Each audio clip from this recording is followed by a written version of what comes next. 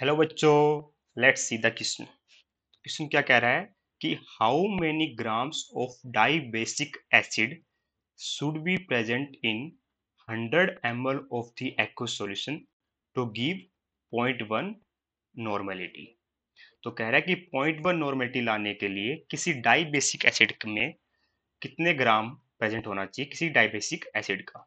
तो देखिए, die basic का मतलब क्या हुआ कि डाई बेसिक का मतलब हुआ कि जो एन फैक्टर है उसका एसिड का वो क्या हो जाएगा बेटा, 2।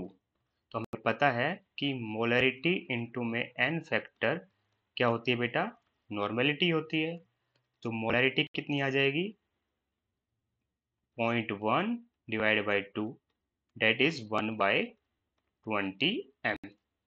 और हमें पता है कि मोलरिटी क्या होती है, number of moles of solute divide by volume of solution in litre.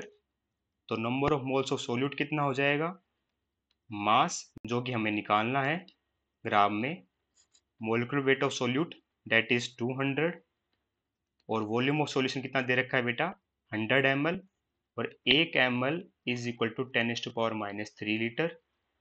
तो मैं लिख सकता हूँ कि 100 ऊपर मल्टीप्लाई में 1000।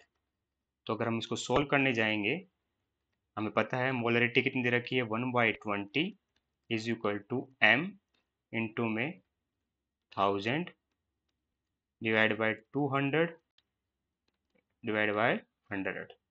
तो ये 2 जीरो से 2 जीरो कट जाएगी, 1 जीरो से यहाँ कैंसिल हो जाएगा, 1 जीरो यहाँ से यहाँ कैंसिल हो जाएगा, और 2 से 2 कैंसिल हो जाएगा। तो m आ जाएगा हमारा 1 ग्राम। इसका मतलब ये हुआ कि 1 gram of dibasic acid should be present in 100 ml of the aqueous solution to give 0.1 n। तो हमारा करेक्ट ऑप्शन क्या हुआ बेटा जी, ऑप्शन डी।